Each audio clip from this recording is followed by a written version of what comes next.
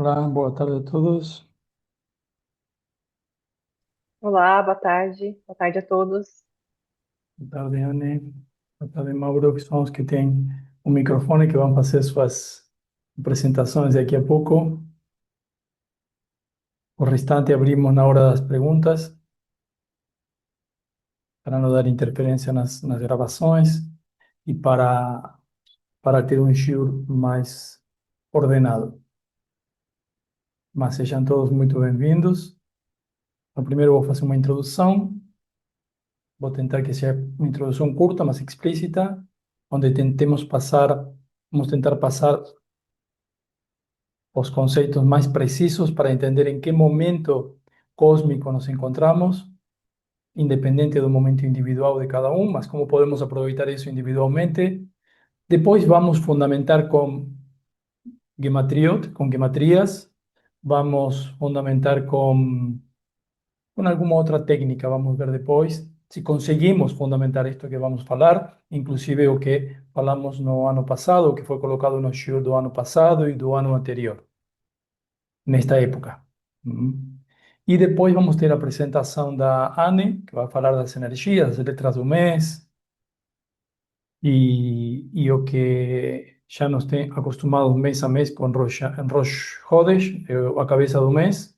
Agora também estamos um Rosh Chodesh, mas acima disso, o que está primando são as energias de Rosh Hashanah, a cabeça do ano. Rosh Hashanah, que daqui a alguns dias, algumas horas, está iniciando. E precisamos entender de que trata Rosh Hashanah, de que estamos falando quando falamos de um novo ano. E isto podemos aplicá-lo também a um novo ano calendário gregoriano, podemos aplicá-lo a qualquer ciclo interior.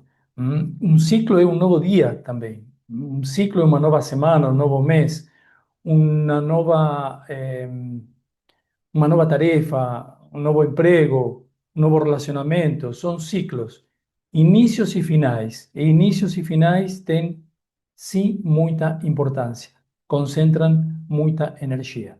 Depois dessa apresentação da Anne, vai ter um espaço para apresentar Mauro, desde uma visão que geralmente não trazemos aqui no Shur, mas é muito importante, que é uma visão que tem mais a ver com a prática e com a religião, mas entendendo o Sot. O Sot significa o segredo, né? Entendendo o segredo por trás de todo o que estamos vendo, de todo o que estamos atravessando, vamos a entender melhor quais que são as práticas da religião e por que se realizam essas práticas, né? Já estamos, então, na introdução, sejam bem-vindos os que acabaram de ingressar. Eh, Vimos no ano passado, o trabalho mais importante é um trabalho interior. Porque o trabalho interior, o trabalho da alma, não tem um tempo, não tem um espaço, não tem um movimento. Isso existe no mundo físico, né? Não no mundo metafísico. Então, quando levamos isto para o físico e tentamos só fazer as coisas desde o físico, acabamos fazendo algo que chama esforço. Esforço físico, esforço mental. Eso es hacer las cosas de lo físico o reducir todo apenas a un ciclo. Os ciclos pueden pasar, ciclos de tempo. Tempo es físico. Inicia humano, termina humano. Y falamos de poder. ¿Aonde está o poder do início e do final de um ciclo? Aquilo que acabamos de comentar antes. En nós. A consciência está em nós. A consciência não está nos objetos. A consciência não está nos ciclos. Tive um cabalista estes dias, ou alguém que estuda bastante Kabbalah, que me perguntou acerca da Kabbalah Maasit, do ritualística, dos rituais, dos amuletos, e como a gente trata ou vê essa parte, né? E realmente, alinhado com isto que estávamos falando, tudo o que tenha a ver com colocar nossa consciência, submeter nossa consciência a algum tipo de objeto ou ritual, simplesmente está nos rebaixando a um nível dessa consciência. Se for uma consciência mineral, se for uma consciência animal, se for uma consciência de uma pedra, se for uma vela, Si la gente se submete a eso, está rebajando su conciencia, que es a máxima conciencia de ese mundo físico de Malkut, donde todos estamos, es a conciencia humana, mineral, vegetal, animal, a conciencia humana. No estemos a responsabilidad sobre las otras conciencias. Y si no temos esa conciencia redundantemente, no podemos elevar esas centellas de luz que ficaran presas en esos reinos y que precisan ser elevadas. Entonces, cualquier cosa que nós fizermos colocando uma expectativa ou uma consciência fora, isso é adoração. Adoração basicamente é se virar para o outro, se virar para algum lugar que pode me dar ou trazer alguma coisa diferente ao que eu posso conquistar com meu poder. O problema é que quando não reconhecemos nosso poder, não o temos. Passamos a ter nosso poder quando começamos a reconhecê-lo. Reconhecer que temos poder, reconhecer que Deus não está em todo, como os mais religiosos e crentes falam. Reconhecer que Deus é todo. E se Deus é todo, está integrado em todo, inclusive em nossa consciência, no habrá partes separadas. Acreditar, nos enseñaron a acreditar, a creer en Dios, y no nos enseñaron a conocer Dios, y mucho menos a entender que Dios hizo aquello, todas las conciencias, o conjunto de todo, o uno, o ejad. Esto que está en la oración más importante, inclusive segundo el propio Cristo. Esto une todas las religiones o nos separa de alguna forma dos conceptos religiosos que podemos llamar apenas rabínicos. Porque muchas personas no entienden lo que he falado na sinagoga o que he falado na igreja e mesmo assim o incorporam ou tentam assimilá-lo ou cumpri-lo, porque se sentem mais à vontade cumprindo algo, obedecendo algo, apesar de que originalmente a palavra obedecer significa escutar, nos foi traduzida como respeito e obediência, do que elas assumir o controle, do que elas assumir o poder da parte do Criador, que é a parte nossa criadora, o que nós criamos está diretamente conectado com o Criador, a palavra é a mesma, senão seria uma palavra diferente, o Criador em nós.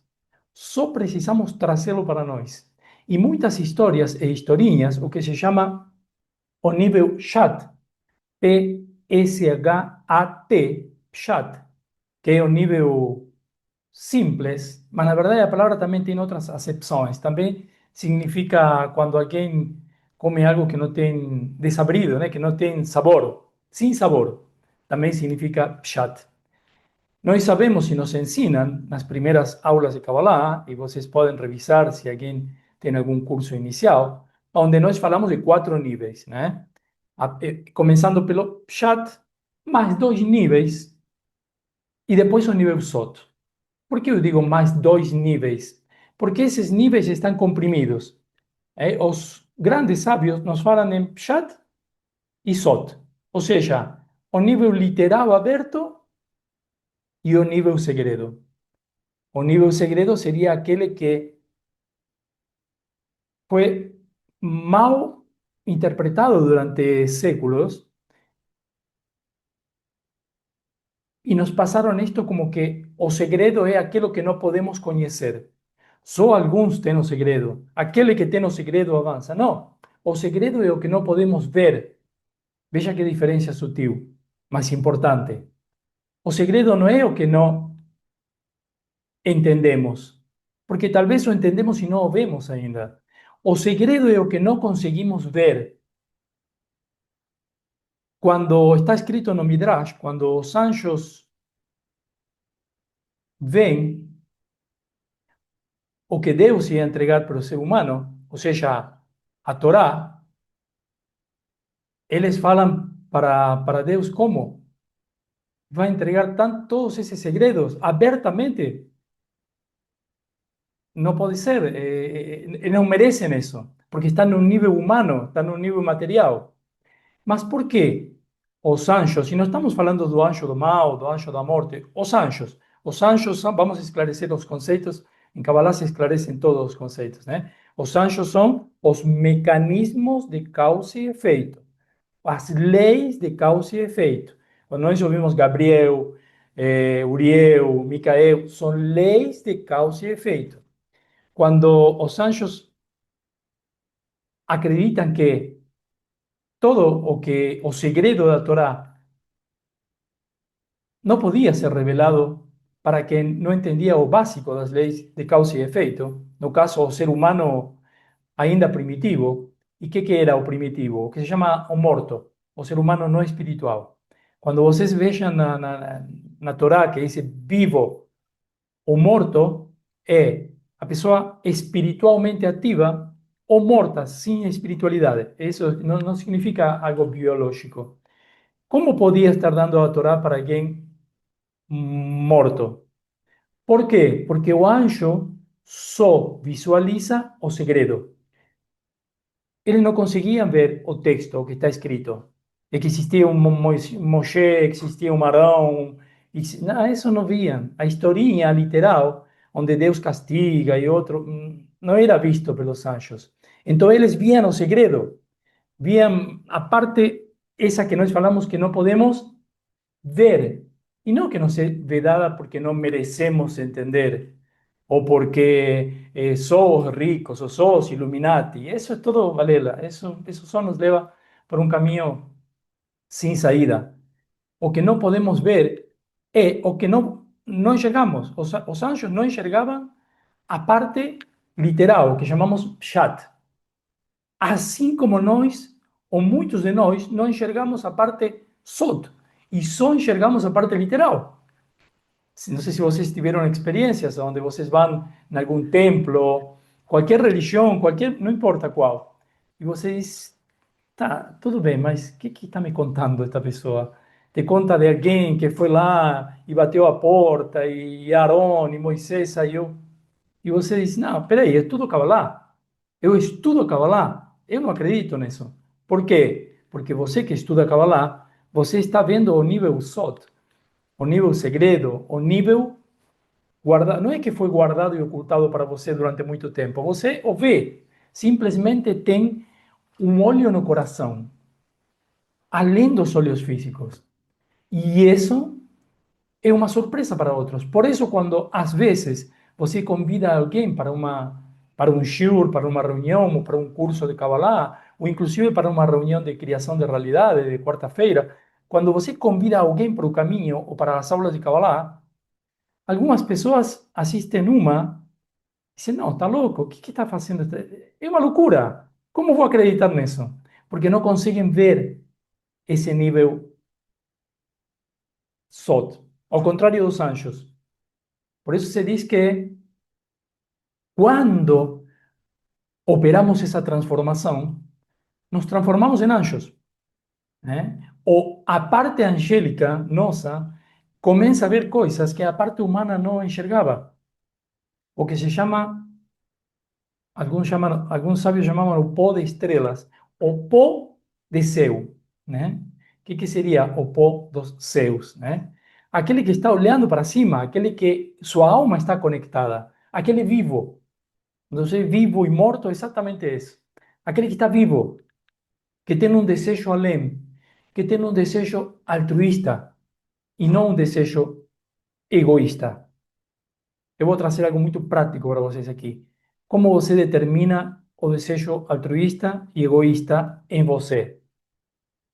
Algo muito prático do dia a dia é você ver o que está passando pela sua mente, pela sua cabeça. Quais pensamentos estão passando a maior parte do dia?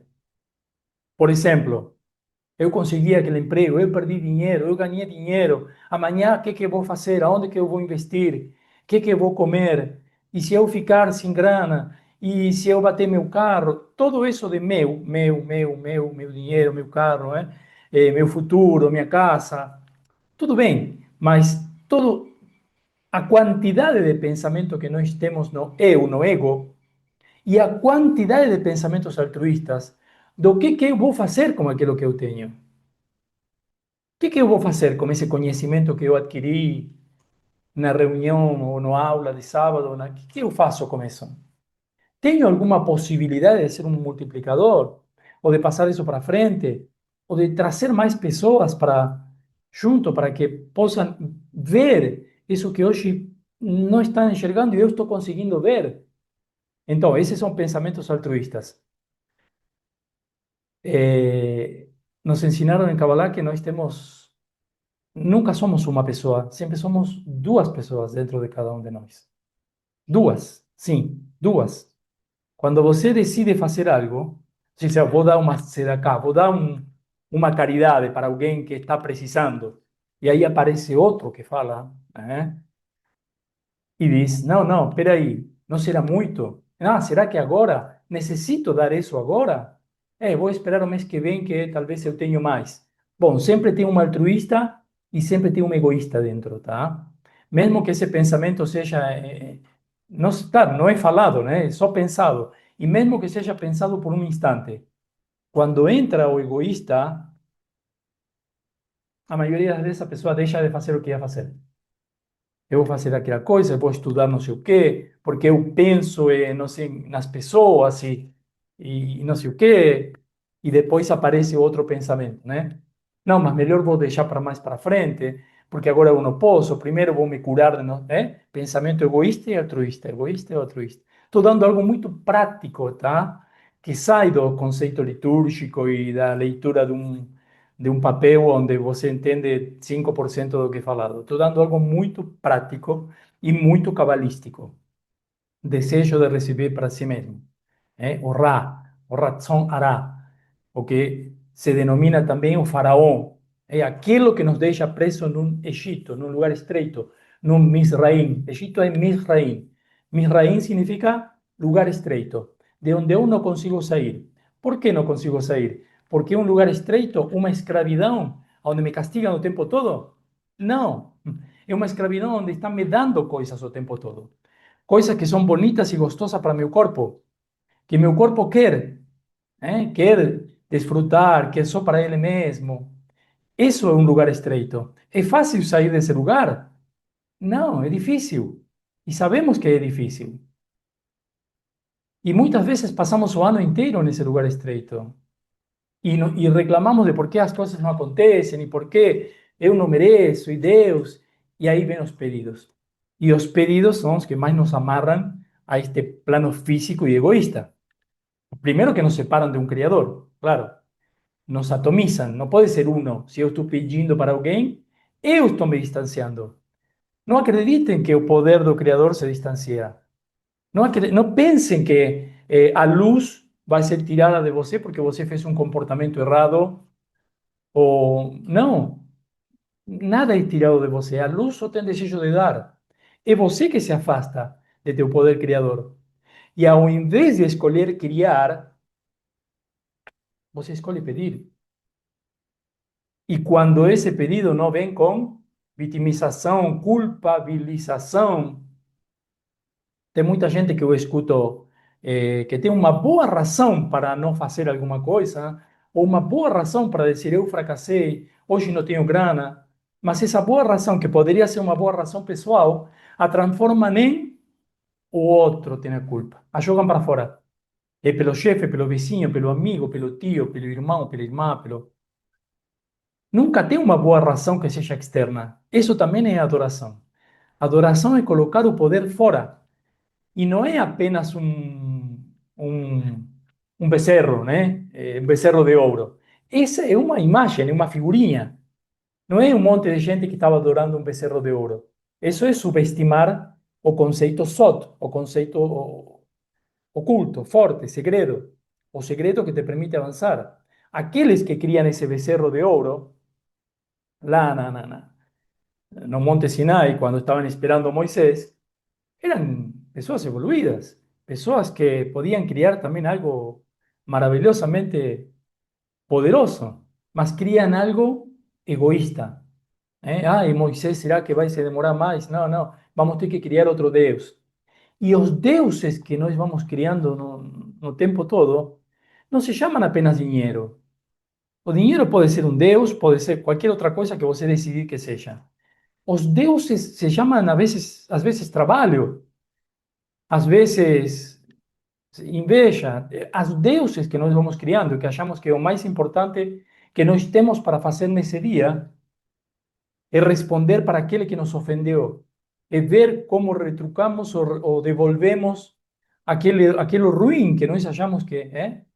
Isso é criar um Deus onde não existe.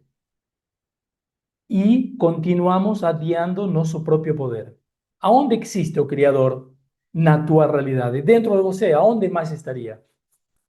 Numa imagem de gesso? Isso nem é adoração, nem qualifica para adoração. Adorar uma imagem de gesso, de uma estátua de cerâmica, uma coisa pendurada na parede, isso nem qualifica para adoração, tá? Em Kabbalah temos isso muito claro. Uma vela, isso não qualifica. Uma garrafa, não qualifica. Mas sim colocarmos o poder fora. Aí está a verdadeira, se virar para outras situações. Eu estou me virando para horóscopo e acredito que como eu sou daquele signo, pronto, já minha realidade e meu futuro estão empenhados ali, já está, já estou jogado praticamente, né? Não tenho mais nada a fazer. Pronto, é uma adoração. Então, Rosh Hashanah nos convida a reescrever. Falamos em livros, né? Agora, aqui os colegas que falarão também provavelmente comentarão energias dos livros, então não vou me estender muito nisso, mas os livros que temos que escrever. E também falamos no ano passado, reescrever nossos livros, e o livro do que fala o Zohar, por exemplo, o livro do Esplendor, é nossa própria mente. Reescrever nossa própria mente, que temos poder para criar. Então, tivemos uma evolução de 3, 4, 5, 6, 7 mil anos, e podemos falar 50 mil também, para aqui, para esse momento? Claro que sim. Quando está escrito que os korbanot são os sacrifícios do templo, que se sacrifica o quê? No altar, os sacrifícios que se apresentam, né? De óleo, de azeite, de sal, de animais que são queimados, e esse cheiro agrada ao Criador, coisa terrível hoje, né? Inclusive muitas pessoas que não comem carne porque pelo sofrimento animal, mas elas são religiosas, né? Mas de que está nos falando esse sacrifício? Bom, ao longo do tempo, isso foi mudando, mesmo que algumas pessoas não tenham ficado sabendo, principalmente aqueles que leem a Bíblia, mas não entendem a Bíblia e leem esse nível chat, continuam acreditando que precisa ser sacrificado um animal. Mas isso até está escrito na Guimará e no Talmud, nos estudosos que estudam todo o cânone e depois o resumen en libros como, por ejemplo, en sabidurías como Talmud, está escrito que esos sacrificios fueron sustituidos pela liturgia no altar. Pelo menos no judaísmo está escrito. Quer dizer, se sustituyó por uma leitura. Ler acerca do Kodesh HaKodashim, o que acontecia no Santo Sanctorum, no templo, os korbanot, sacrifício, que tipo de animal seria sacrificado. Todo isso foi substituição dos sacrifícios quando o templo foi destruído. E depois? E depois ficou ali, na liturgia? Não, foi evoluindo. Foi evoluindo ao ponto que, a partir de 20, 30, 40 anos atrás, quando se fala da guerra de pensamentos, Gog e Magog, 1999, Nova Era, 2012, temos chaves iniciáticas e de grandes culturas, e principalmente da cultura hebraica e da tradição que segue a Gnosis, por exemplo, e não apenas a ortodoxia, onde sabemos que os grandes cabalistas, a guerra é de pensamentos, ou seja, o que eu preciso reescrever são meus próprios pensamentos. O que eu preciso entender e sacrificar são meus próprios instintos animais, e não os animais. Meus próprios instintos egoístas, meus próprios instintos de orgulho, todo o que seja instintos animais. Ver o outro desde um lugar animal. Entender a outra empresa como concorrente.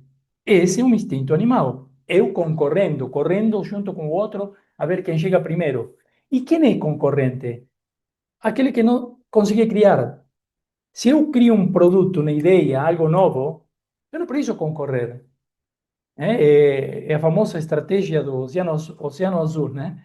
Eu crio algo novo e o que eu chamo de concorrentes, primeiro será colaborativo, porque eu o criei, eu sempre vou ter a primícia daquilo. E segundo, se não for colaborativo, em algum momento aquele que eu chamo de concorrente chegará lá, que seria outro criador, ou me copiando, então já fica numa categoria de concorrente, mas eu sou criador, então fico bem na frente, com outro nível de consciência, ou colaborando y buscando a parte que no fue criada. Entonces ya somos varios criadores. Esa es la conciencia de Rosh Hashanah y de reescribir un libro. Así como los sacrificios se actualizaron a lo largo de los milenios, o Rosh Hashanah también se actualizó. De uma cerimônia, onde comidas e coisas. Eu sei que quem estuda Kabbalah aqui, estamos falando que temos alguém que vai apresentar isto do lado da religião, mas não só da religião, alguém que entende como isto funciona a nível Kabbalah. Então, que melhor que a complementação? Que entender que as liturgias e as leituras e as práticas e as orações e o Avinu Malkeinu, que hoje vamos escutar, na recitação do Mauro, não são apenas coisas para nos regozijar e comer um doce e apenas isso. Que isso é apenas um simbolismo.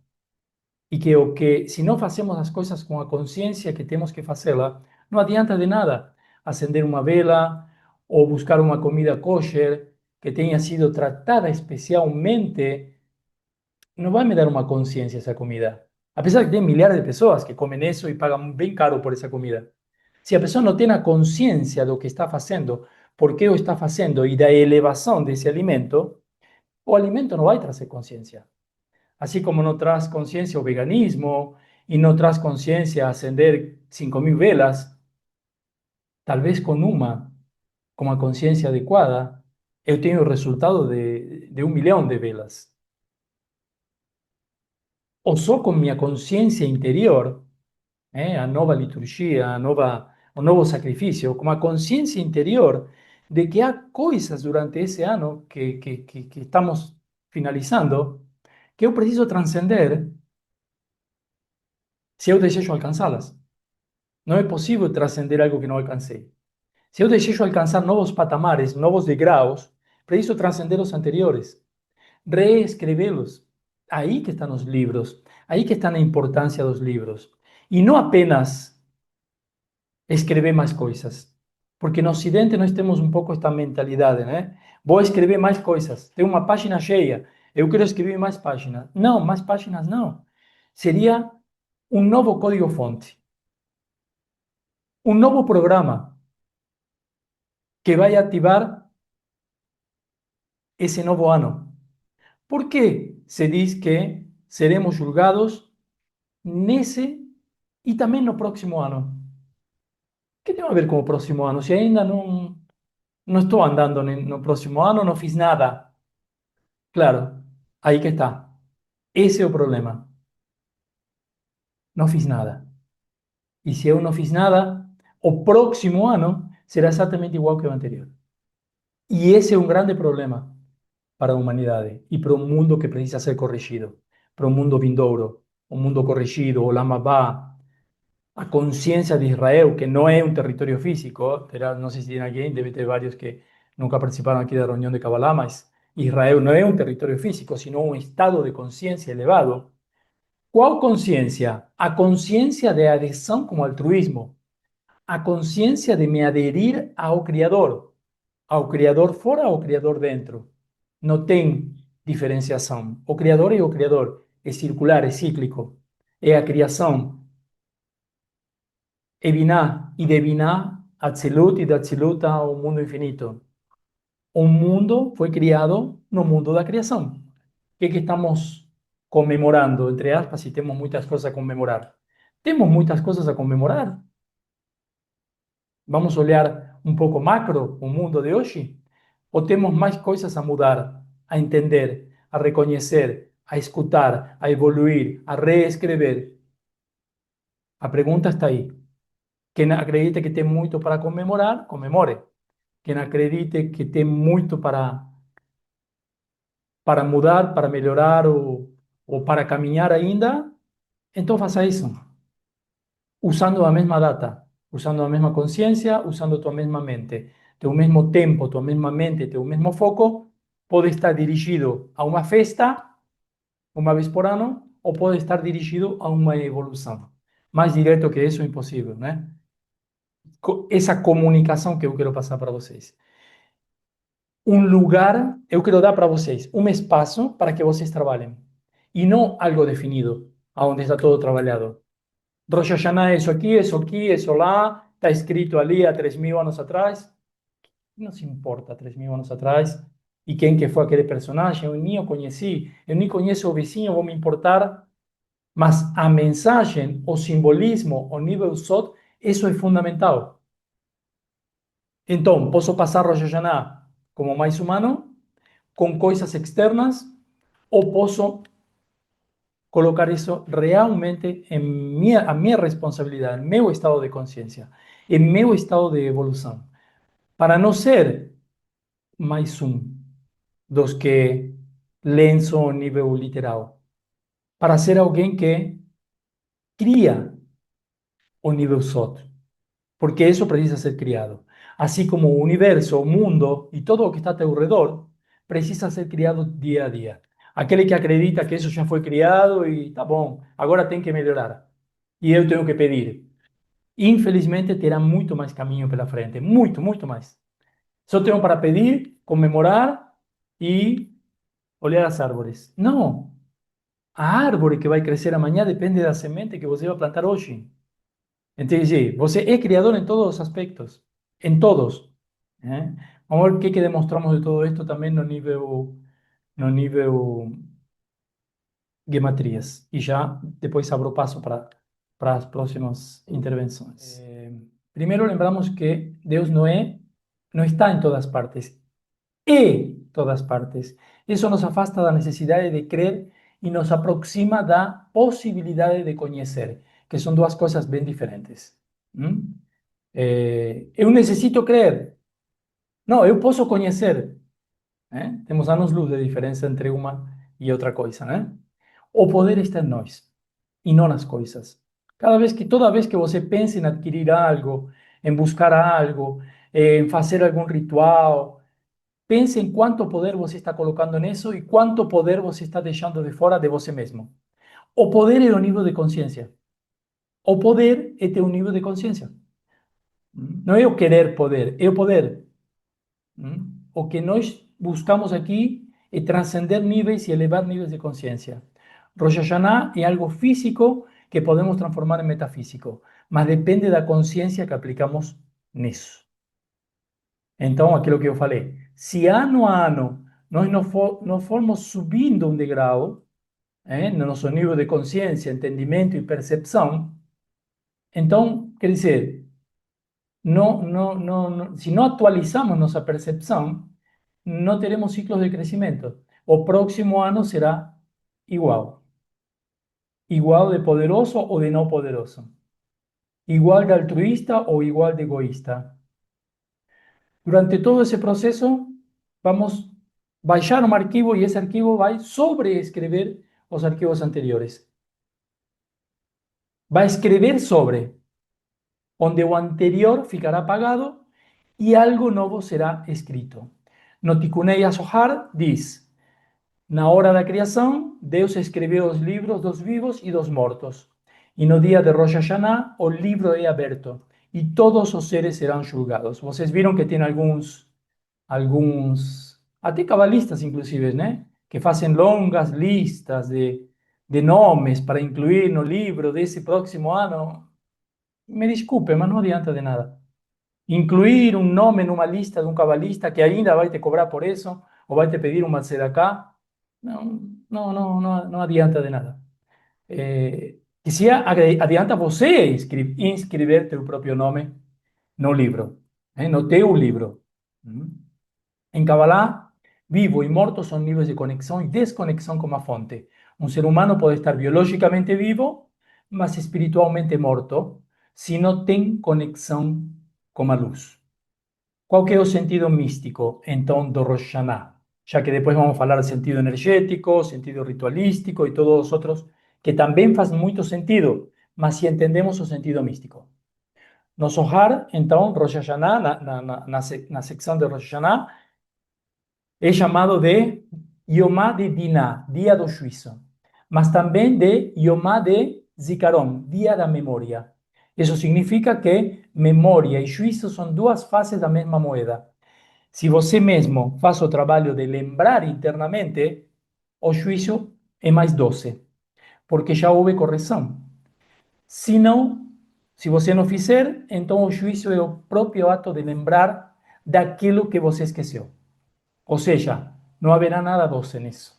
E já estou entrando com a palavra, dos doces que se costumam comer em Rosh Hashanah. Depois Mauro vai nos explicar melhor esse assunto dos doces também. O juízo, então, é nossa própria escuta e as partes que intervêm na escuta. Os fiscais são nossos próprios ouvidos e os acusadores são as vozes que atuam dentro de cada um de nós quando decidimos fazer um ato egoísta ou um ato altruísta. Nossos próprios ouvidos, auditar, ouvir, nossa própria auditoria interna. Vamos nos apoiar então em algumas fontes e nos sábios para falar de lembrança e esquecimento, que isto é principalmente o que eu desejo passar hoje para vocês. Acerca dos desvios, o que são os desvios? Todos os momentos do ano onde fomos egoístas, onde pensamos apenas em nós, esquecemos dos outros, onde aquilo que sabemos, que entendemos, que aprendemos, que estudamos, ou pensamos só para nós em nosso próprio benefício e só quanto dinheiro isso vai nos dar, quando falamos mal dos outros, quando, enfim, tudo o que seja egoísta mesmo. Quando falamos mal dos outros para nos beneficiar de alguma forma, o Lashon Hará, o a má língua. Que diz o Talmud Babli, Rosh Hashanah 16b? Todo aquele que julga a si mesmo, cá embaixo, não é julgado lá em cima. Ou seja, o que você lembra e julga em si mesmo, é esquecido no Tribunal Superior. Acompanhem isto porque precisa de um raciocínio. Estamos falando então dos desvios que lembramos, do que nós lembramos, não do que precisa um Tribunal Superior nos lembrar. O Rambam, em Hilshot Teshuvah 2.2, diz: o reconhecimento verbal é uma mitzvah, ou seja, um mandamento, um enunciado positivo, uma mitzvah positiva. Logo, aquilo não precisa mais ser lembrado no julgamento. Agora estamos com uma ideia de que vai ter um julgamento. É isto que nos falam em Rosh Hashanah, que vai ter um Deus que vai julgar, né? E depois começamos um novo ano, beleza. Todo o que nós reconhecemos parece que tem uma categoria diferente aqui. Se entende? O que nós reconhecemos, inclusive a nível verbal, o que nós falamos, inclusive falado, principalmente falado, né? O que nós reconhecemos também em nosso próprio juízo interior, né? Se fomos altruístas, se fomos egoístas, né? Agora vamos ver acerca dos desvios que esquecemos, porque tem muitas coisas que esquecemos, não conseguimos lembrar. Aliás, para nossa parte do corpo, é muito conveniente que nós não lembremos, né, de aquilo que fizemos errado. E por que estou usando a palavra errado? Porque a palavra pecado originalmente vem de errar o alvo. A palavra pecado, todas as palavras originais, não só uma, em grego, em hebraico e em aramaico, significan errar o alvo quando se traduz depois por pecado. Tá? Ou seja, não existe o pecado, não existe algo como pecado, castigo, existe sim errar o alvo. A palavra amartia, inclusive, é errar o alvo físico, quando se dispara uma flecha. Mas foi todo traduzido como pecado. Tá? Então, algumas coisas, alguns desvios de algo, os esquecemos, não temos como lembrar de tudo, né? Principalmente porque nosso desejo animal, agora voltando ao desejo animal, quer que a gente esqueça dos desvios. Só, se eu pergunto para você, o que você fez este ano? Você vai se lembrar mais dos acertos, das coisas grandiosas. E dos desvios, provavelmente algo você vai tentar esquecer. O que nos diz aqui os escritos? Como fundamentamos isto? Todo aquilo que o homem não lembra, não confessa, não traz a consciência, será trazido pelo tribunal do alto. Aqui já entendemos que, bom, poxa, existe um tribunal. Algo existe en Rosh Hashanah quando nos falam de julgamento. O céu revela e traz a memória o que o homem não trouxe. O Netaneh Tokev na liturgia de Rosh Hashanah. Isto está dentro da liturgia de Rosh Hashanah. Pois tu és aquele que lembra todas as coisas esquecidas. Partes de algumas coisas que estamos falando vão aparecer também no cântico, né? Na oração do Avinu Malkeino. Midrash Rabbah, en Vaikra 29:4, confirma esta mesma ideia. Todo está escrito em um livro, mesmo o que o homem esqueceu. O santo bendito seja recordará, ou recorda. Beleza, até aqui então, o que lembramos, teoricamente não iria a juízo, e o que esquecemos, que provavelmente vai para algum tipo de juízo, parece, né? Porque o santo bendito seja, recorda. O que seja que você lembre no que seja que você lembre, vamos lá, vamos de novo. O que seja que você lembre, vírgula, no juízo vai ser esquecido. E o que seja que você tenha esquecido, no juízo vai ser lembrado. É curioso, né? Por quê? E isto tem uma explicação maravilhosa. Por que isso aconteceria? Porque só podemos reescrever no livro aquilo que lembramos. Não podemos reescrever o que não lembramos. O simples fato de você lembrar teus desvios suspende o juízo. Por eso está escrito que es mejor se declarar culpado, porque quien se declara culpado no pasa, como está escrito, no pasa pelo fiscal acusador, no pasa pelo anjo da morte. Claro, no precisa se declarar culpado y decir, eu já lembrei todo o que os desvios e todo o egoísta que eu fui. Beleza? Faz sentido? Se o homem esquece, o seu precisa lembrar. O que está escondido no inconsciente, o que é varrido para debaixo do tapete, o que nunca foi confrontado interiormente, isso sim necessita de revisão. O julgamento, o famoso julgamento, virá como um espelho, revelando o que você não quis encarar. Por isso é dito que o esquecido será lembrado, não no sentido de castigo, mas no sentido de trazer luz para que isso seja reparado. A luz só quer reparar. A luz não quer castigar. Castigo é das religiões. Esto cansamos de repetir. Castigo é das religiões. Consequência é da espiritualidade. A consequência de você não estar nem aí é um ano horrível no próximo ano. É consequência, não é castigo. A luz não quer te castigar, a luz nunca castigaria. Eu não entendo como algumas pessoas dizem Deus Criador, Todo-Poderoso, Onipotente, Onipresente, maravilhoso, e depois pensam em castigo. É totalmente contraditório, né? A luz quer dar, o instinto da luz é dar. Tá? Nosso instinto primordial é receber, porque nós somos vasilha. Então temos que cuidar que esse receber não se esqueça do compartilhar, porque somos a mesma vasilha. Se todos somos um, estamos todos na mesma vasilha. Daí vem o compartilhar. Beleza. Em Rosh Hashanah, o mundo é recriado. Não se trata de um tribunal que revisa anotações. É uma luz interior que contrasta, coloca em contraste. Luz sobre sombra, preto sobre branco, branco sobre preto. O quê? Aquilo que colocamos na frente. Aquilo que colocamos. Nós decidimos. O que eu vou colocar aqui na frente para ver? No aparelho de raio-x. O que eu vou colocar? Se não colocamos nada e só comemos doces e fazemos pedidos, nada acontecerá. Ficaremos mais obesos, oh? Ficaremos mais diabéticos, mas nada acontecerá interiormente a nível mudança. E o próximo ano pode acreditar que vai ser igual. Qual que é a chave mestre? O que você lembra de teus desvios é ressignificado e inscrito no livro como um caminho de retorno. O que você esquece ou não deseja ver é o que o Tribunal Celestial precisa trazer para cima da mesa. Por isso que a mesa é um pouco mais do que apenas o alimento do Rosh Hashanah. O julgamento não é punitivo, é diagnóstico energético. O livro da vida e o livro da morte não são registros morais de um juiz celestial, são fluxos de energia espiritual que determinam quanta luz. O que é luz? Consciência, vitalidade, vitória, que mais? Entusiasmo, atitude, todo isso é luz. Quanto disso pode fluir para a tua alma e para o mundo no próximo ano?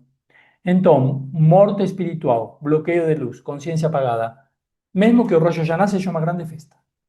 Vida espiritual, fluxo livre da luz, consciência desperta, mesmo que você se isole. Mas se você traz esta consciência de revisão interior, vamos dar uma agilizada. Gematrias, ¿verdad? Talmud diz, não se compara aquele que repete sua lição 100 vezes como aquele que a repete 101 vezes. Em algum momento explicamos esta gematria, a diferença entre lembrar e esquecer e lembrar, não é 100 vezes, é 101. Eu vou mostrar isto. E como isto se relaciona com Rosh Hashanah. A palavra lizkor, lembrar, ou lizkor, valor 263, é esta que está escrita aqui, e lishkoach, esquecer, valor 364.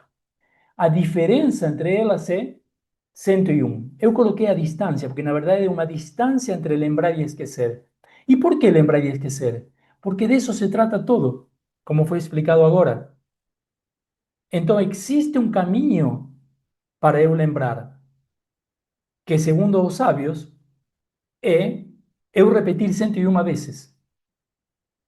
E alguns já devem estar conectando isto com os 101 sons do shofar. Sim, está conectado sim, com certeza.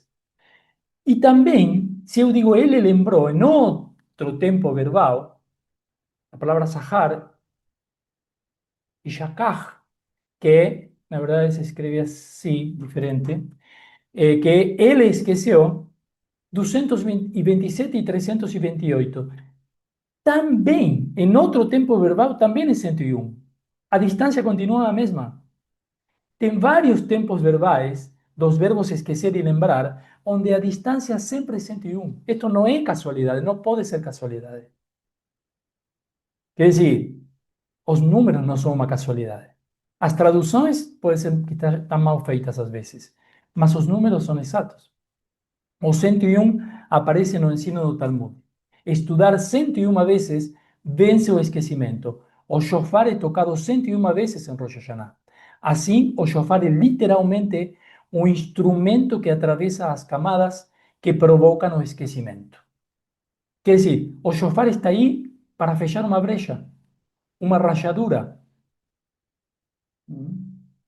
Quem que fala em rachadura? Só alguns grandes cabalistas. Os outros ainda não chegam lá. Tocam muito bem o shofar ou não conseguem tocar o shofar, mas a rachadura que precisamos preencher é essa, entre esquecer e lembrar. O shofar vem exatamente a preencher essa brecha, ou essa distância, entre lembrar e esquecer. Aquele que lembra não precisa de juízo severo, mas quem esquece precisa ser despertado pelo som que vai rasgar o véu do esquecimento. Aqui eu quero trazer um conceito mais, se você me permite mais uns minutos. Luz e escuridão. Como a gematria nos demonstra aqui claramente, luz. Vamos levar a luz para o que lembramos. Colocar luz no que lembramos. ¿Cuánto vale luz? 207, a palavra or. Aleph, Vav, Resh. 1, 6 e 200. E se eu somo o que se chama Mishpar Katam, uma gematria pequena, 207 se transforma em 9. Lembrem deste número, 9. 9. Escuridão é a palavra que se escreve assim, Shet, Shin, e aqui nós temos uma Nun Sofit, escuridão. Shosher, uma Resh. 8320, perdão, uma CAF, Sofit, o final. É diferente do que a CAF fechadinha, né? Final. Beleza, temos 8320, 328. Ou seja, Mishpar Katan, gematria pequena, a soma dos fatores dá 13. Vamos lembrar também de 13. A soma de luz e escuridão, então, seria 9 e 13, 22. Quer dizer, 22 não só a árvore da vida completa. E o quê? É o Criador se expressando na árvore da vida. É a Torá completa. Com que se escreve a Torá? Com 22 letras. 22 letras. Quer dizer, luz e escuridão são necessárias para criar uma Torá, para criar um mundo? Sim, claro. A escuridão faz parte do mundo. Quer dizer, se faz parte do mundo, faz parte de Deus, da criação. Teus problemas, teus percalços, teus contratempos, tuas falhas, teus defeitos. Defeito nada mais é do que falta de efeito, defeito. Quer dizer, falta de luz. Mas não quer dizer que a luz não está ali para ser revelada. Agora vamos ver isso. Então, a soma das duas dá 22. Luz, 207, vale 9. A luz que ilumina 9 mundos, desde Keter a Yesod, na árvore da vida, são 9 mundos não físicos, com diferentes intensidades, que precisa chegar a Malkut, a nosso mundo físico, a décima parte desse universo que nós conhecemos, entre energias, emanações, ideias, pensamentos, coisas físicas e materiais. Aqui, ó, 10 dimensões. Sendo que nós, a que corresponde ao mundo físico é aqui embaixo, né? Se existisse embaixo e em cima, também eu posso colocar a árvore da vida assim. Também, Malkut é a Sefirá que não tem luz própria. Não tem luz própria.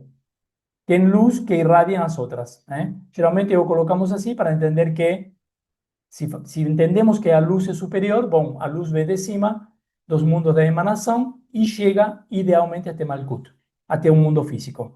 Mas o mundo físico não brilha com luz própria, precisa de luz, por isso se chama o mundo da escuridão, né? Mas a escuridão faz parte.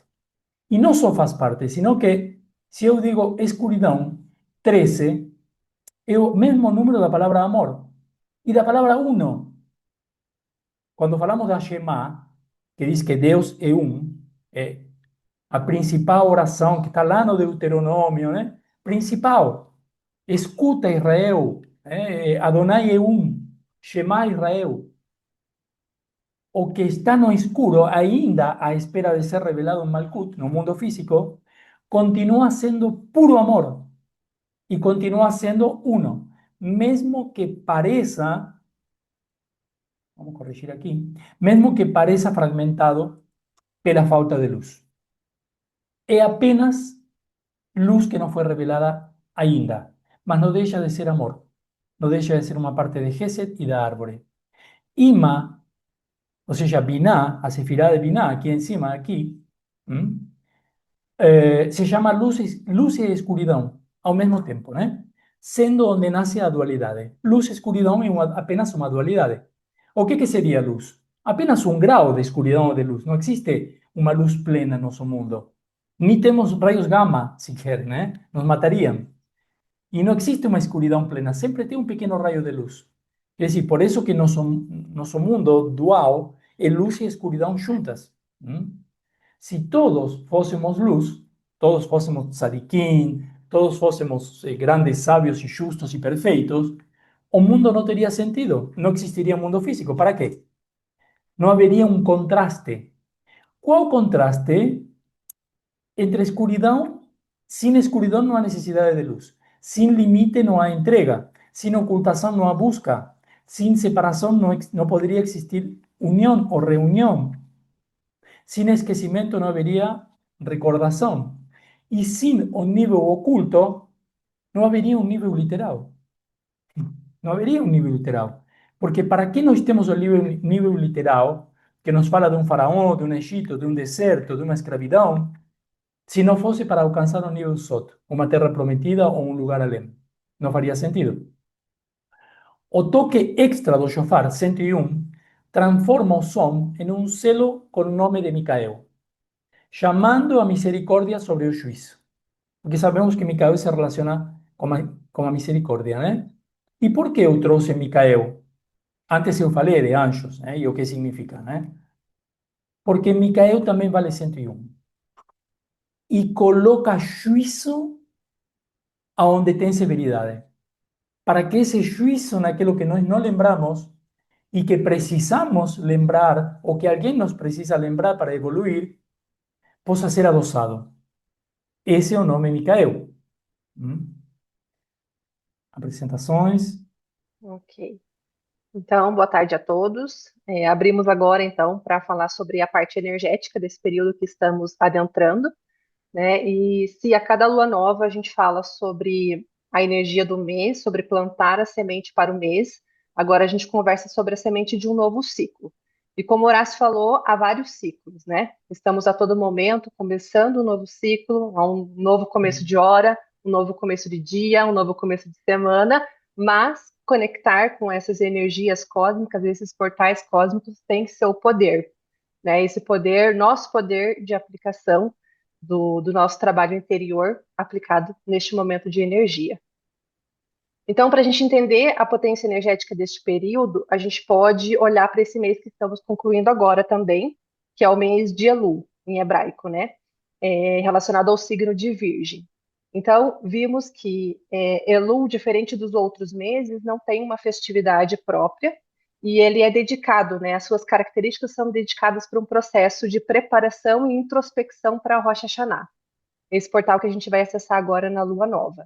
É como se fosse Elu um trampolim, né, que nos impulsiona para a Rosh Hashanah, né, ajudando a limpar e alinhar nossa consciência para recebermos esse novo pacote de energia, né, recebemos a partir da nossa criação, né? Então vemos que é um mês totalmente dedicado a uma preparação para a Rosh Hashanah. Até na apresentação anterior eu coloquei um caminho, né, que partia de Elu até Rosh Hashanah para indicar esse caminho, né, em direção a Rosh Hashanah. Então, a Rosh Hashanah acontece durante 2 dias e daqui 2 dias, né, no pôr do sol do dia 22, segunda-feira, segunda para terça-feira. E como acontece durante 2 dias, vamos falar da energia dos dois períodos, né? Então, o primeiro dia, a energia disponível é um momento para a gente entrar e nos conectarmos com um estado de plenitude e abundância, tá? Aqui eu queria deixar destacado que dentro dessa energia do período do primeiro dia, né? Não é momento de culpas, de críticas ou arrependimentos da nossa parte, né? E sim é o momento de nos sentirmos inteiros e realizados e completos, porque este é o estado da semente que a gente vai plantar para os próximos 12 meses. E no segundo dia, sim, começamos um movimento de introspecção, né? Para olharmos para o nosso interior, identificarmos o que precisa de transformação. Então, aí sim começa um período de autoavaliação colocado a serviço do propósito do período, né, que é a coroação do ano. Então, desde esse sentimento nosso de abundância do primeiro dia. Então, esses dois movimentos, plenitude no primeiro dia e introspecção, que leva a novas ações a partir do segundo dia, são base, né? É como se no primeiro dia a gente recebesse todo esse pacote, a gente criasse, né? E a partir da nossa criação, receber todo esse pacote de energia de abundância, né? E no segundo a gente começa a moldá-lo a partir dos nossos entendimentos, né? Dos nossos entendimentos e também a partir desse entendimento agora do SOD, né? Do segredo que o Horácio trouxe aí através do lembrar também dos nossos processos que precisam para moldar essa nova realidade. Então, é por isso que Rosh Hashanah é tão importante. Apresenta esse potencial de reinício de consciência, né? E podemos trazer esse entendimento como um novo ano, sim. Uma nova consciência gera um novo humano em nós, né? E gera um novo ano. Então, com esse pano de fundo aí em mente, eu vou compartilhar aqui alguns slides. Deixa eu só. Ok. Então, Rosh Hashanah, primeiro de Tishrei. Rosh Hashanah acontece no mês de Tishrei, tá? Então, agora nessa lua nova, estamos dando entrada ao sétimo mês do calendário hebraico. E, como sabemos, cada mês traz uma oportunidade espiritual que está ligado a um período e está ligado também às letras hebraicas que criaram o mês. Então, dentro de Tishrei, temos a letra P, que criou o planeta Vênus, e a letra Lamed, que criou o signo de Libra. Aqui eu quero focar com relação à letra Lamed, tá? Que criou o signo de Libra. Então, Lamed representa o aprendizado, o estudo e o coração. Em Rosh Hashanah, a gente buscamos, né? Estamos em direção, né? Isso para que Lamed ocupe toda a árvore da vida em todas as dimensões, todas as consciências, virtudes em nós, sendo um coração que aprende do alto e aplica no real, através do nosso processo interior. E esse é o grande desafio e oportunidade em Rosh Hashanah, né? Continuamos igual ao ano anterior, né? Se a gente não tem uma ação em direção à mudança, a avançar, a melhorar, né? Tudo permanece igual. Então, a Lâmina de Tishrei. Podemos conectar a energia desse mês com o aprender, né? E também com o ensinar e instruir, da raiz hebraica Lamad. Rosh Hashanah, sendo a cabeça do ano, é o momento de dar instruções a um novo tempo, a partir dos aprendizados que conectamos com o nosso desejo de elevação e crescimento. A letra Lamed é a única do alfabeto que ultrapassa a linha superior, né? Pensando se fosse aqui um caderno pautado, né? Temos aqui a linha e aqui. Então, a letra Lamed é a única que ultrapassa essa linha superior. A base se ancora no mundo terreno, mas o seu topo se projeta para além, tocando as alturas. Então, podemos conectar com um ser humano que, estando enraizado na realidade material e aprendendo do alto, abre-se para captar a abundância dos mundos superiores. E aí, né, preparando os temas aqui para trazer na reunião, nessa aula, eu comecei a escrever no caderno sobre as letras do mês de Tishrei, né, que é a letra Tav, a letra Shin, a letra Resh e a letra Yud. E quando eu fui colocar o peso das letras, eu identifiquei que elas estavam numa ordem decrescente. Então, 400, 300, 210, que totaliza 910, né? Se a gente for somar aqui o 9 e o 1, né, a gente tem aqui 10, as 10 dimensões da árvore da vida. E aí, né, com isso eu achei isso muito, muito bonito, né, e fui atrás, avançar com relação um segredo mais profundo que pode ser revelado através dos sistemas de gematria, né, como o Atbash que vimos recentemente. Então, as últimas letras, né, então, de Tishrei, Tav, Shin e Resh, né? Se a gente for aplicar o Atbash, a gente pode, nos conectamos, né, aqui, aqui, com Aleph, Bet e Gimel, as três primeiras letras do alfabeto hebraico, né? Então, vamos ver o que temos de segredo aqui.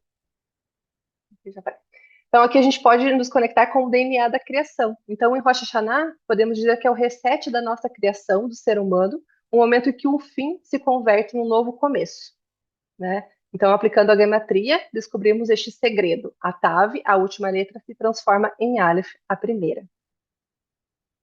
DNA da criação. Aqui, né, existem já aulas, né, várias outras aulas com relação às letras hebraicas, né, mas aqui trazendo um pouquinho com a conexão do Rosh Hashanah. A Aleph como unidade e um princípio. Então, Rosh Hashanah, retomamos a conexão com o Criador em nós.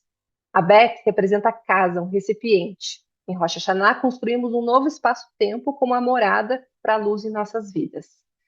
E a Gimel, que tem aí as suas características, né, o seu significado de movimento, de dar e nutrir, em Rosh Hashanah trazemos essa dinâmica da abundância, da generosidade, do fluir da energia para toda a criação. Então, aqui uma integração desses conceitos. Vimos que Rosh Hashanah é um reinício universal, mas que se manifesta de forma íntima e pessoal em cada um de nós. O segredo das palavras nos revela que o fim se transforma em começo. A Tav se converte em Aleph e a nossa criação é refeita desde o nosso processo de aprendizado. Este ensinamento desperta em nós o Aleph Bet primordial, o alfabeto cósmico, o DNA da criação, novamente liberado para que possamos reescrever nossa realidade. Rosh Hashanah, sendo a cabeça do ano, é o momento de dar instruções ao novo tempo que virá. E aqui, só então, para colocar numa imagem, o que eu falei sobre os 2 dias de Rosh Hashanah, então acontece na lua nova, no primeiro dia de Tishrei, vai ser no pôr do sol do dia 22. Então, o primeiro dia é como se fosse um centro de irradiação, um reset e um plantio de semente. Que é esse momento que eu comentei para a gente nos conectarmos com essa abundância plena, alinharmos, né, com a saúde, com o relacionamento, com o sustento e com os projetos realizados, sentimento total de abundância. Evitar culpas, vitimizações ou revisões profundas neste dia. E no segundo dia, a gente já tem mais um olhar interior, uma autoavaliação e transformação, reconhecer o que precisa ser transformado para o nosso crescimento e nosso avançar na vida, né? Então, transição para os dias de introspecção. Ok? Nossa, foi Mm, muito interessante trabalhar nesses sistemas de gematria aqui para essa apresentação. Então, quando eu estava escrevendo ali, eu conectei com essa questão da ordem decrescente e lembrei dos sistemas que tivemos aí nas aulas recentemente. Espero ter direcionado, conseguido compartilhar com clareza essa mensagem aí Muito a completo, todos. Anne. Parabéns, muito completo. Depois da apresentação do Mauro, abriremos também para perguntas. Talvez surja alguma pergunta relacionada ao que você apresentou, mas maravilha. Muito obrigado, muito completo. Obrigada. Agora vou abrir para Mauro e Leo, né? E Leonardo, estão aqui, quem vai nos entregar já uma vivência desde da parte comemorativa e da parte da Kabbalah, uma visão integral, né? Boa tarde, Mauro, Leonardo. Boa tarde, pessoal, tudo Boa bem? tarde também. Muito obrigado, Horácio, por estar compartilhando aí esse tempo, esse momento aqui, para a gente poder estar falando um pouquinho dessas datas importantes do judaísmo, né? E eu, Certo. por ter vindo de origem judaica, né, e vindo uma família de judeus, desde pequeno eu participei, né, e participo ainda dessas celebrações, que são datas importantes, né, que são celebradas aqui na Bahia, em todo o Brasil e no mundo. Assim como Rosh Hashanah, nós temos também mais outras duas datas que são bem importantes, que é o Pessa, que é a passagem, né, que simboliza a passagem do povo hebreu, do povo judeu, do Egito, né, fugindo dos faraós para a terra prometida. Em seguida vem o Rosh Hashanah, que é agora, que é o ano novo judaico, que é o dia do julgamento, e culmina com o término dos 10 dias, que é esse período de intervalo que vai até o período do Dia do Perdão, que é o Yom Kippur. Yom Kippur. Então, dentro dessa linha, Horácio me provocou, eu aceitei, eu achei bacana, porque a gente já está junto aí numa jornada, vamos fazer já 4 anos aí, tanto em método quanto nas aulas de Kabbalah, apesar de que ultimamente estou um pouco ausente, mas não deixo de praticar, não deixo de estudar, e assim, aceitei essa proposta, que eu acho muito bacana, de compartilhar um pouquinho da visão da religião, dos preceitos, dos rituais, e a gente acabou que eu pedi a Léo para me ajudar aqui a fazer uma apresentação, porque eu não sou muito bom dessa parte de TI, né, de informática, e aí a gente vai compartilhar uma apresentação bacana que foi feita e vamos falar um pouco acerca da, das práticas que são realizadas no dia do Rosh Hashanah, né? Ótimo. Então, vamos compartilhar a apresentação. Isso. Então, o significado do Rosh Hashanah, né? Na realidade, o Rosh Hashanah, ele é o ano novo judaico, é o início do ciclo espiritual, que, de acordo com a visão cabalista também, fazendo essas duas associações, ele é um momento de grande concentração de energia, né? É um ritual poderoso onde nós ouvimos 101 vezes o tocar do shofar e classificamos como uma grande semente de transformação, né? É chamado Dia do Julgamento, onde Deus, né, que é o Criador, estaria definindo, né, no nível religioso, no nível literário, litúrgico, não no nível só, né, que é o nível mais elevado, o destino para o novo ano de cada um, né?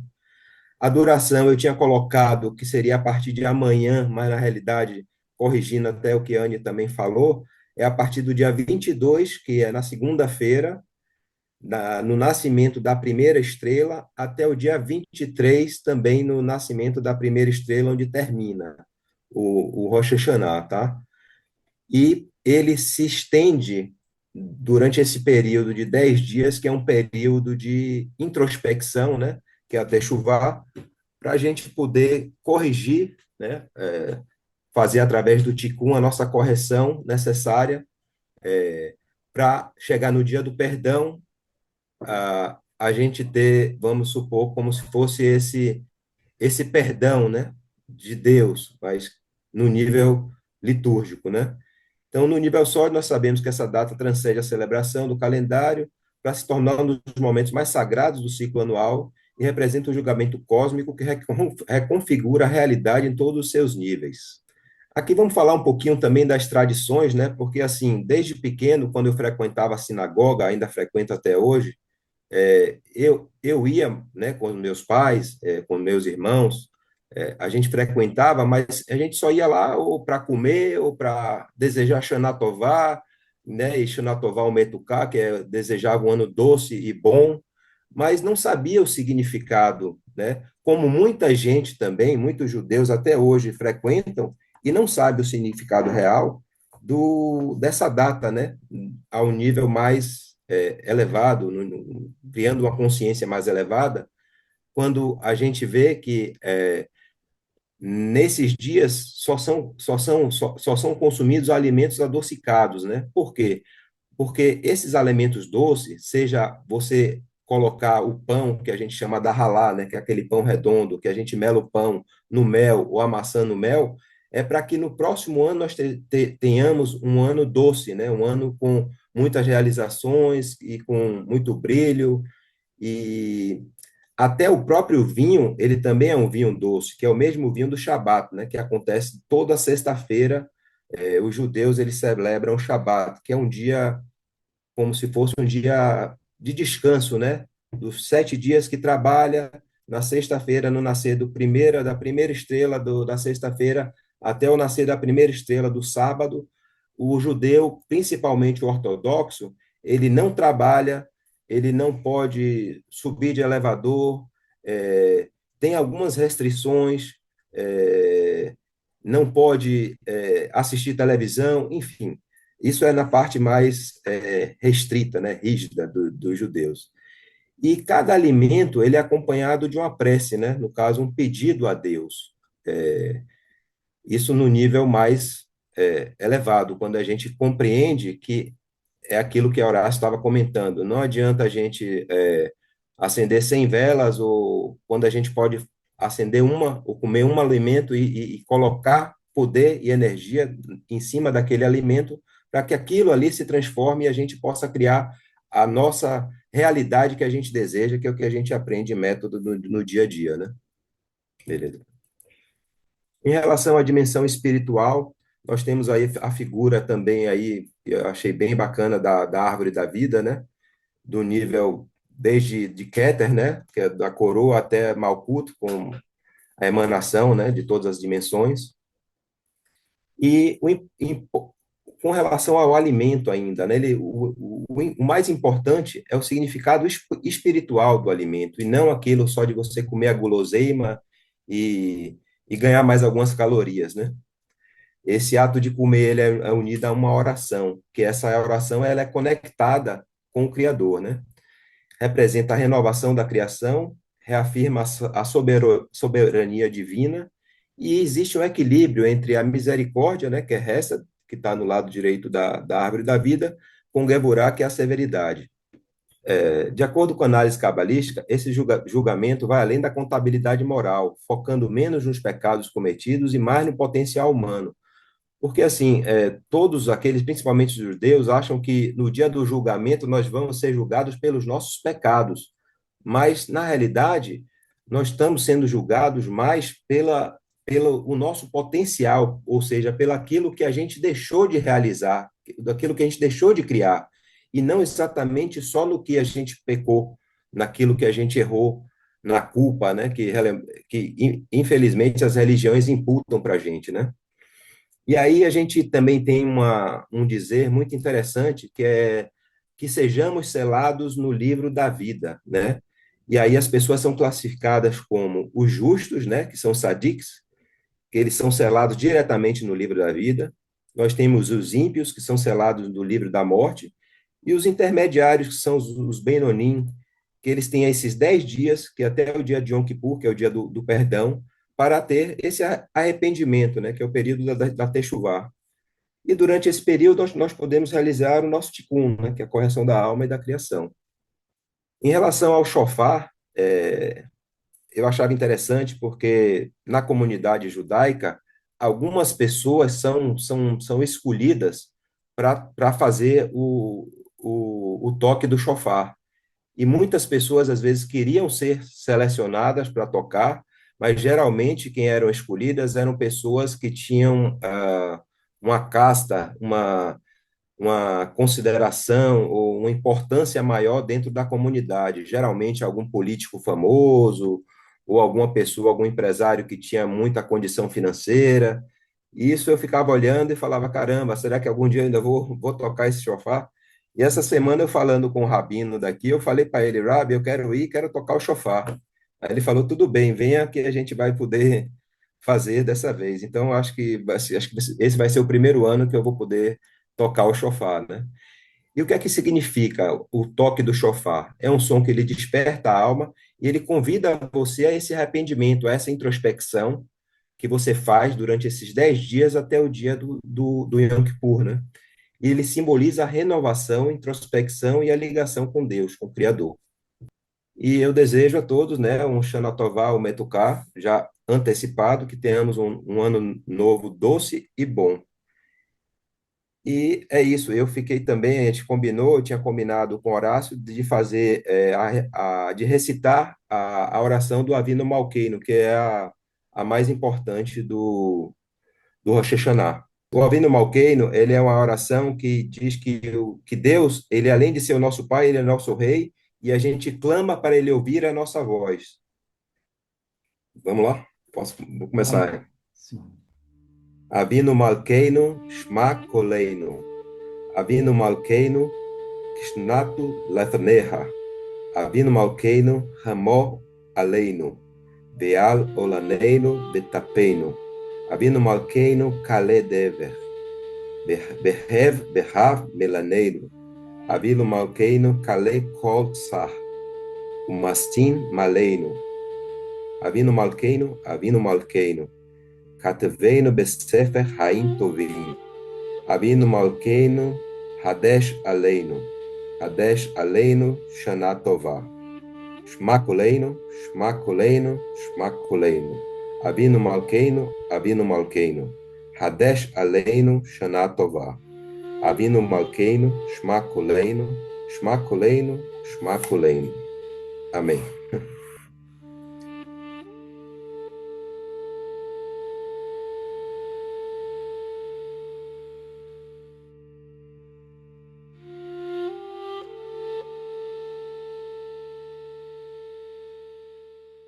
Agradeço aí a todos. Ótimo, Mauro. Maravilha. Nós que agradecemos. Muito bom ao nível das apresentações. Supera todas as expectativas. Gratidão, gratidão. Eu que agradeço. Agradeço a todos. Muito bom.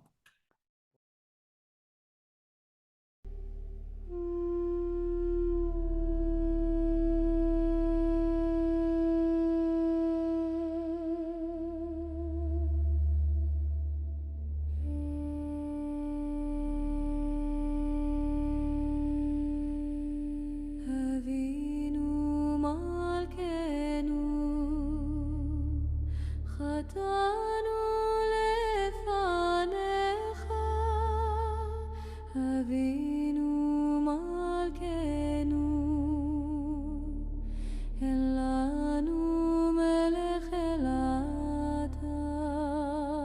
Avinu Malkeinu, למענך רחם עלינו, ואל ילדנו, ותינוקותינו. אבינו מלכנו. Agradecendo então pelo nível das apresentações. Eu não sei se alguém quer participar, fazer alguma pergunta, comentário. Eu tenho uma pergunta. Claro, por favor. Então, É propício, então, a partir do dia 22, após o pôr do sol, poderemos dar ordens, então, para o universo. É bem propício. Claro, isso a gente já está fazendo, né, no dia a dia, mas as energias estão mais propícias, então, por ser o ano novo. Ujú. Sí, ¿por qué el día 22? Ah, sí, día 22 estamos hablando, perfecto, sí. Sí, sí. Todo, eso que falaba antes, né? Todo vai depender de teu próprio poder interior, né? Quanto mais você coloca fora, mais você vai estar delegando poder. Agora, se você realmente, qualquer momento que você faça dê uma ordem para o universo, para a luz, né? Desde tua consciência elevada, vai funcionar. O que nos propõem estas datas? Elevar nossa consciência. Esse momento de parar e dizer, bom, agora aproveito esta janela, né, para ir a buscar interiormente se eu perdi algo de poder ou se eu, o que Mauro estava falando antes em relação com o que não fizemos, né? Está diretamente relacionado com a palavra, porque isso também constitui certa transgressão ou certo desvio. Tudo o que eu falei que faria, essa ordem que eu dei, que não se cumpriu, não é que não se cumpriu por alguém de fora, não se cumpriu porque eu não tinha suficiente força, crédito,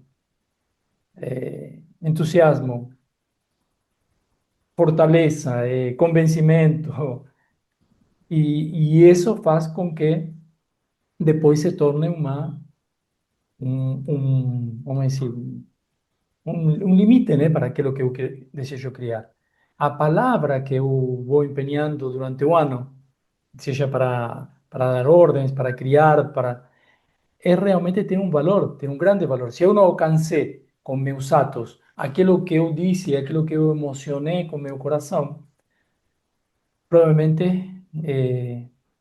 não tem data, ou Rosh Hashanah, ou alguma outra data que, mesmo que seja o mais elevado do elevado, mesmo que seja o mais elevado do elevado, são ferramentas que estão se nos apresentando aqui, nesse plano físico, para fazer alguma coisa com elas.